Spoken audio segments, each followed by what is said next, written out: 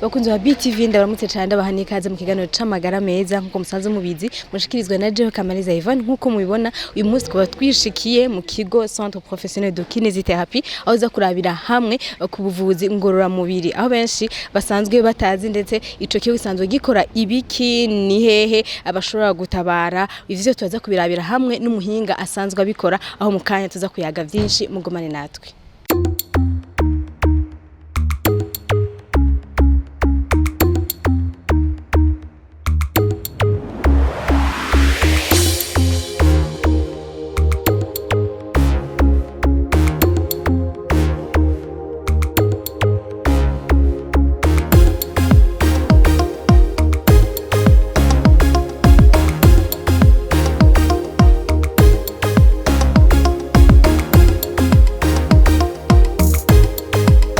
Babwiye ko tugendeye ikigo gisanzwe gifasha abantu basanzwe bafise ingorane canke gikurikirana ubuvuzi ngorora mubiri nkaba nakiriye umuhinga muri vyo aza kudufasha gutahura vyinshi ndetse tuza kurabira hamwe n'ibikoresho biba bikenerwa ndabaramutse cyane ndabashimira ko namwe twakiriye. Murakoze cyane. Karibu namwe ngaha muri kino kigo ca Centre Professionnel de Kinésithérapie. Turaryohewe cyane ko dushoboye kuronka abashitsi nkamwe kugira ngo abantu bafise ingwara zitandukanye na cyane zikeneye umuti bacishije mu buvuzi ngorora mubiri ari byo benshi bita kinésithérapie canke physiothérapie. Turabaha ikaze murakoze. Yego akaba ari muganga Papi benshi bakunze kumva Papi izina ryose mbega. Jewe amazina yanje nitwa Karubi André Papi nkaba sanzwe ndi umuphysiothérapeute nkorera muri kino kigo mu bijanye n'ubuvuzi ngorora mubiri bita la kinésithérapie. Hanyuma mumbajije ngo nidondore nabavuga byinshi bikaba natangiye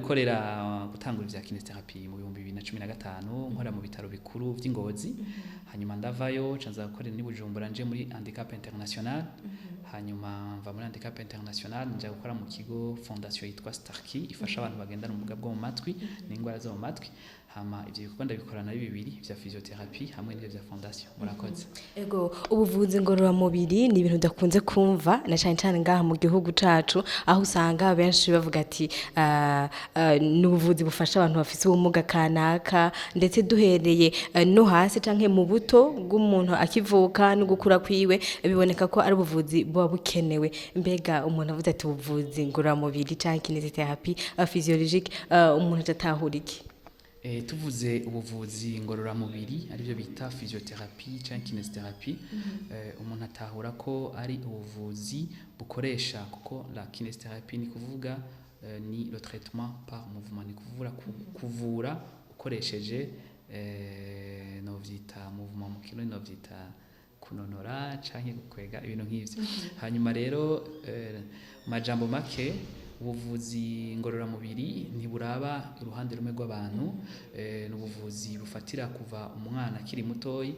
aribyo bita muri pédiatrie canke néonatologie gushika meme muri gériatrie ni kuvuga abantu bamaze gukura bageze mu za bukuru mu busaza. Hagati aho rero mba navuzemwo imiyabaga abatama abakuze abana ni kuvuga yuko ubuvuzi bwa physiothérapie ngorora mubiri buraba abantu muri rusange bafise ibibazo bitandukanye nk'akarorero ndashaka gutanga abantu bose bafise ingorane z'imitsi ibajya ibabaza ukumva douleur mu ivi mu mano canke abantu bavunitse hari abantu usanga bafise n'ubumuga mvukanwa ndetse duhereye aho nyene kuko hari abana usanga bafise nk'ingorane ugasanga bavukanye imwe bita ubugaru imwe parenthèse canke umuntu akivuka mbega n'ingorane zahe umwana usanga ahura nazo hamakaza kubitura. Ego mpereye ku bana hariho ico bita ubugaru ni ubumuga bufata umwana akivuka kiri mu nda nyina arabuvukana ubwo rero turabwakira kandi turabafasha cyane bagasubira gutambuka neza y'abantu bafise ubugaru umwana yivuje akiri mutoyi aronka de resultat ntumenya nuko yigeze anagwara na rimwe mu gihe yitwa ikigo kigorora hakiri kare. Hariho abavuka bafise des parenthèses bimwe bakunda bavuga ngo na parenthèses canke abandi bakavuga ngo na ma x bavuga ngo na ma x ivyo byose ni ibintu bigororerwa mu kigo ngorora mubiri ariko hejuru y'ivyo hariho n'ibindi mu bana dukunda kwita ikashuka ry'ukuboko ariyo paralysie du plexus brachial. Ivyo navyo biratuma umwana agira ukuboko kudakora, navyo nyene ivyo vyose tubibona bakiri batoyi. Ego mu bana bato rero ivyo novuga cane ni ivyo vy'ubugaru, byo bita ama parenthèse, byo bita ama X, hari byo bita ivyo byo kwashuka ukuboko. Hariho muga n'undi mugwi w'abana twita les IMC, bajya abana bagendana ubumuga bwo mu mutwe. IMC ni kuvuga ubumuga bwo mu mutwe, ni ubumuga abana bavukana bakiri bato bashobora kubugira bakira mu nda ya banyina, bakiri mu nda batarabibaruka. Hari n'igihe ubwo bumuga bubafata bariko baribaruka, harya umwana avuka arushe, kenshi akaca usanga umwana avutse adashobora guhema, akaza kumushiramwo ama oxygene n'ibindi, niho haca hava ubwo bumuga bwo mu mutwe, kuko ubumuga bwo mu mutwe buza kubera yuko haba impwemu, ni kuvuga oxygene ntiba yashitse mu bwonko, hama rero ubwonko bukaca bupfa. Bumaze gupfa bwononekaye, biba bikeneye yuko agira kine de réadaptation hakiri kare kugira ngo dushobore kugarura ibiba bisigaye. Hari ico bita abaganga baraca babimenya, ikintu bita la plasticité neuronale, ni kuvuga umutwe mu bwonko hagize ubwononekara hariho ubusigara bugikomeye, harya umuntu agikomeye, ni kuvuga uba bugikomeye nibwo dukorerako cane kugira ngo dusubire gutuma umwana ashobora kumera nk'abandi. Ego cane, ndetse mwavuze no kijanye na neonatologie, aho muri neonatologie kenshi usanga hariyo nk'abana bavutse batageze, ivyo bita prématuré, naho hari ico mubafasha? Ego cyane gose muri neonatologie hariho novuga ibitaro bimwe bimwe bimaze kubimenya, nota nk'akarorero ibitaro vy'Ingozi, hôpital régional de Ngozi narakoreye, twaragerageje kubishiraho, turakombata cyane kugira ngo ico bamenyere ko bateza gukorana. Hariho abana bavuka batageze muri neonatologie, abo bana usanga kenshi bavuka badafise réflexe de scission, ugasanga ajya réflexe umwana avukana, hari ibyo bita réflexe primaire, nazo ugasanga ntibazifise. Ivyo rero ni ibintu mu kinesiothérapeute abona hakiri kare, agafashanya n'abaganga bakora muri neonatologie kugira ngo bafashe uwo mwana asubire kumera neza, kuko mu bisanzwe umuntu ategezwa kubuja. Rero kana hakiri gato yakivuka kavutse katageze kubuja birakagora, ntigasubira kubuja, hama ikasanga ntigafise n'iyo réflexe de scission. Ivyo byose rero nivyo mu kinesiothérapeute ategezwa gufasha muri neonatologie kugira ngo umwana ashobore konka. Iyo tuvuze réflexe de scission ni kuvuga umwana ashobora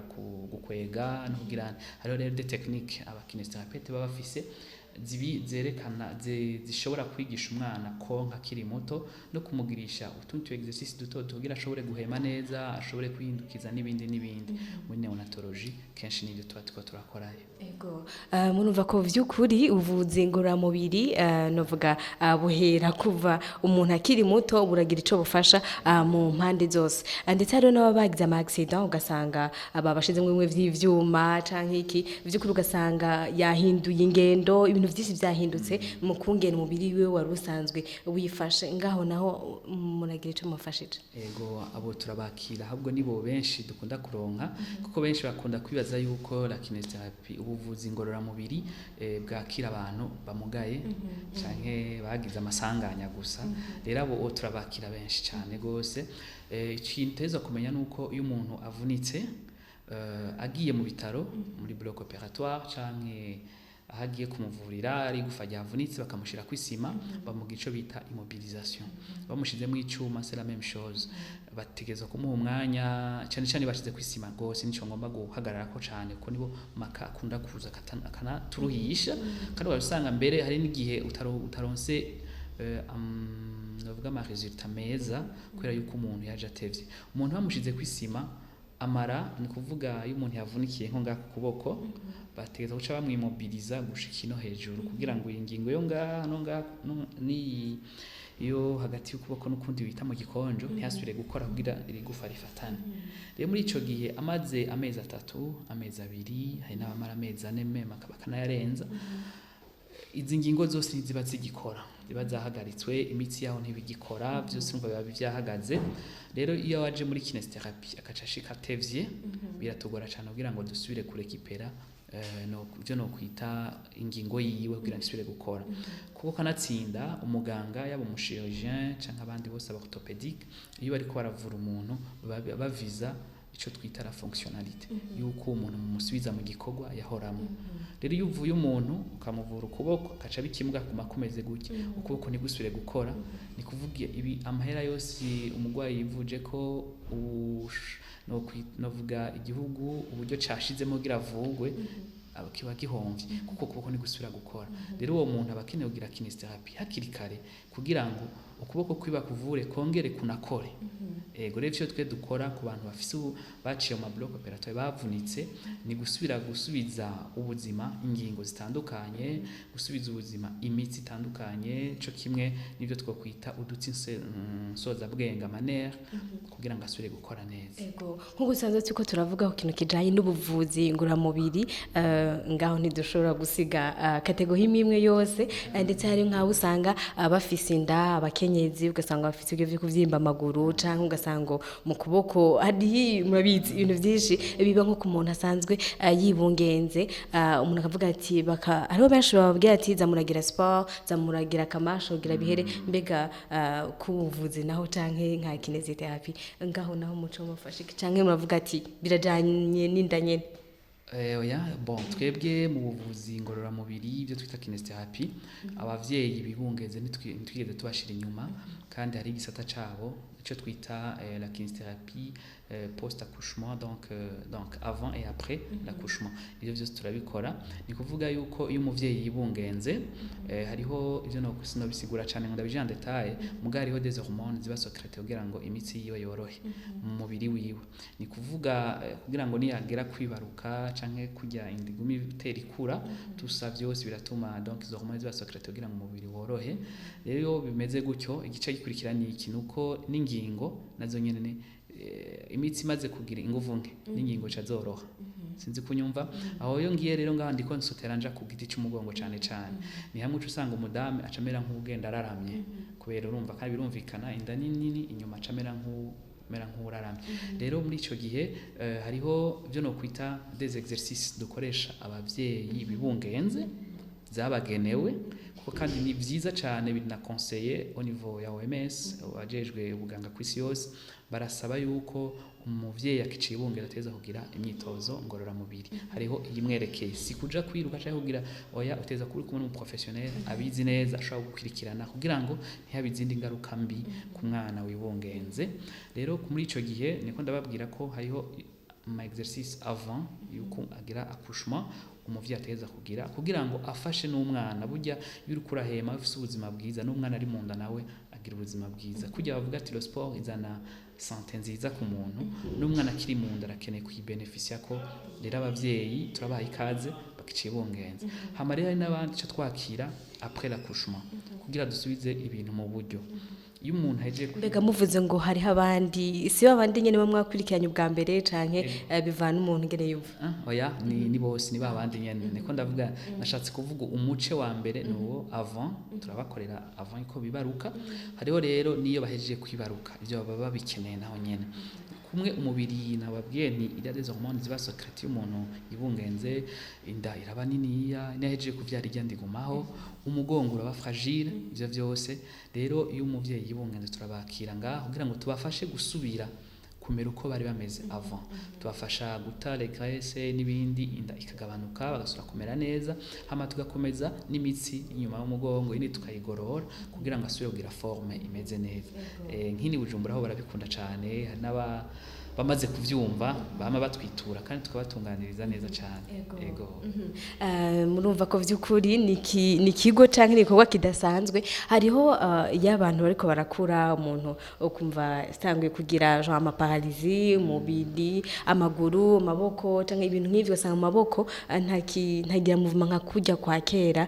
No ngaho onye ubuvuzi ngoramubiri nabwo buragira ico bukoze. Ego cyane mu bantu bariko barakura, nkuko iyo umubiri ukuze n'amagufa arakura n'imitsi igakura, niho hacava ivyo bita arthrose, kuvuga ingingo yimaze igihe kinini ikora. Mpamvuga nsigura mu ngingo iraruho kuvuga amagufa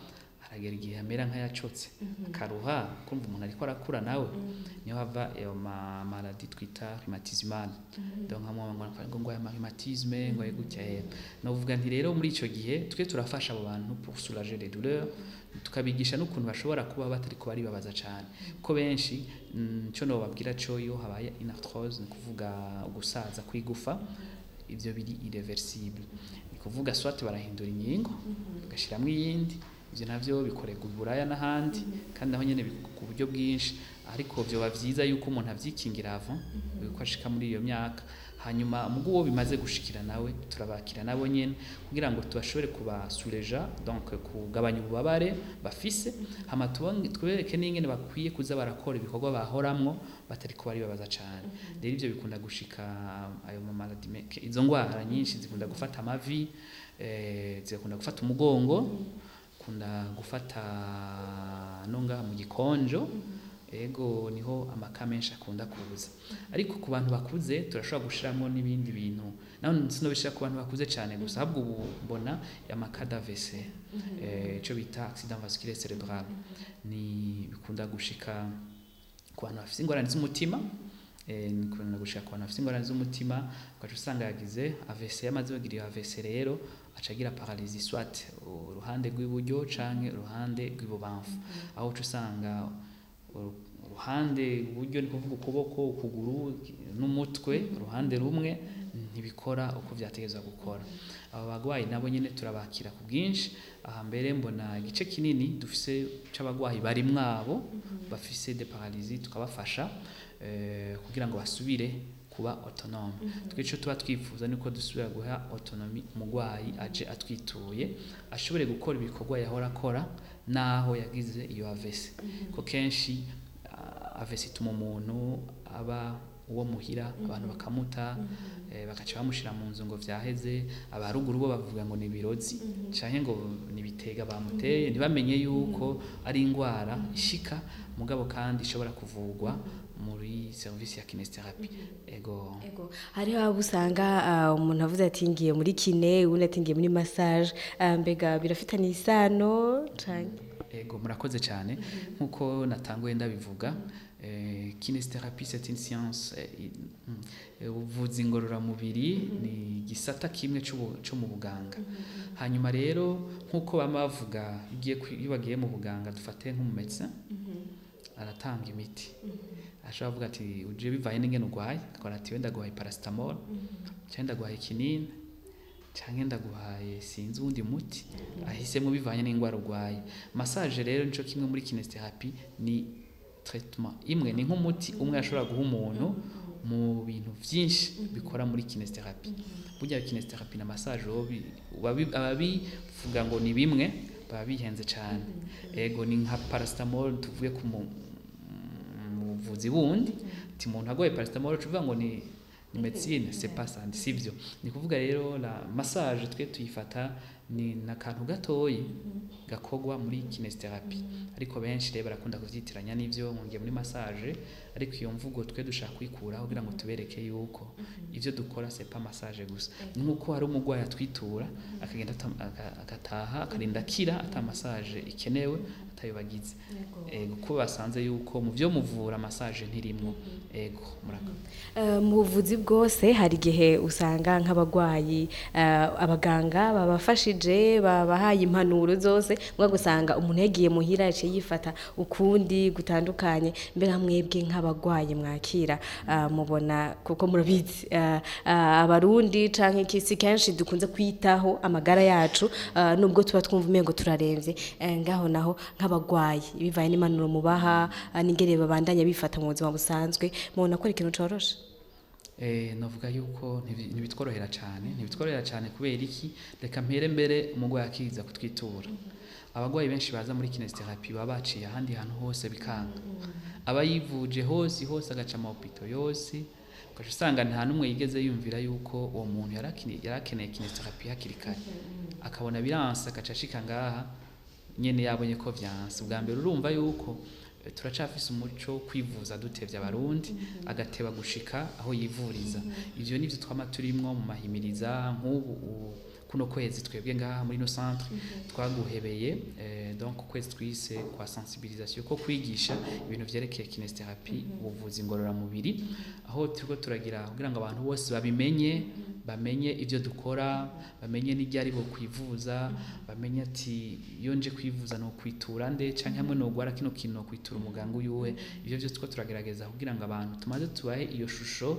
y'ivyo twakira muri kinestherapie haba ngaho i Bujumbura canke ruguru canke ku buryo ugiye Gitega ugiye Ngozi umenye uti bungiye kwitura mu kigo ca kinestherapie ndagisanga he bakora ibi nibi nuko rero ngarutse kuri ico kibazo cawe iyo umugwayi umaze kumwakira hariho ivyo dukora ngaha tugerageza kumwigisha tugerageza gukora mu kumuvura haba ivyo twita mobilisation haba ivyo twita muri soulagement par étirement assouplissement musculaire massage hari ivyo twita la physiothérapie ariyo dukoresha thermothérapie canke ivyo twita la cryothérapie ivyo byose ni ibintu byinshi tugenda dukoresha kugira ngo tuvure umugwayi iyo duhejeje kumuvura kuko tumwakira isaha imwe kenshi umugwayi tumuha isaha imwe biba bikenewe yuko ashitse muhira hariho des exercices tumuha aza gukorera muhira rero kenshi abagwayi ntavyo bakora acashika yiruhukira acagaruka bukeye ntihandi uca usanga ama séance abaye menshi mugaye ko hariho participation y'umugwayi séance ziba nke cane hariho akarorero no guha ku mugwayi umwe n'umugwayi yaje yabaye ampité yagize accident amukuguru baraguca mugabo bamugize une amputation mu kirundi kiragoye kuvuga ni transit tibial kuvuga haruguru y'ukuguru uwo mugwayi naramwakiye ndamubwira ntoke séance zacu ni 25 zoba wakize mugabo gira tugira izo 25 nawe harimo uruhare rw'iwawe hari ivyo dutekereza gukora ngaha muri kinestherapie mugabo rero nandi ma exercice nshaka gukorera muhira umugwayi izo 25 ntizakwiye kuko yaravyubahirije ubu aratambuka aratambuka neza avec une aide imufasha gutambuka muhuye mwibaraba ariko aratambuka ntihomenye ko yigeze acika no kuguru ufite nako ndagwa akarorero ku kuntu y'umugwayi mugize ni collaboration nziza muvuvikanye mu buvuzi kwa tigira iki duhejeje kucuja gukora ikimuhira akacubahiriza akagikora uko akimubwiye bitanga novuga inyishu nziza ningoga ni kuvuga umugwayi akira ningoga kandi nawe nyene biramuha ekonomi y'uburyo nimba worisha ama séance 25 ucuri ama séance 15 canke 10 ko twe nituvura abantu ngo baguma hiwacu oya twe tuba dushaka yuko asohoka akira ningoga agasubira ku mibirimo akaja gusubira gukora ivyo hora akora injiriza umuryango akorera umuryango hanyuma natwe duronka ikibanza cundi mugwayi agwaye kuko abagoye babaye benshi biratugora ukuntu tubaha amasaha bose ego murakoze